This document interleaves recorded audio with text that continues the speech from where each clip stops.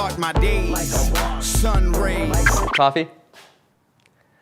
Alexa, tell my coffee machine to make a cappuccino.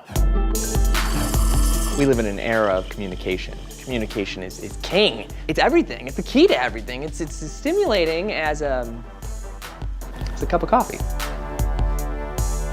It's the art of paying attention to the world around you. That's my buddy Mark.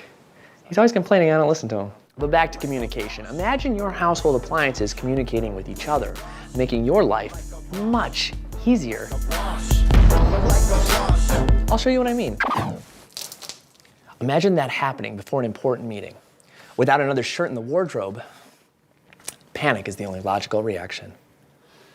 But not with IoT. Simply fill up once and Atos measures the precise amount of water and detergent needed for every different load of laundry. I check my stock. What a shock. IoT. And now comes the really hot stuff. He's excited.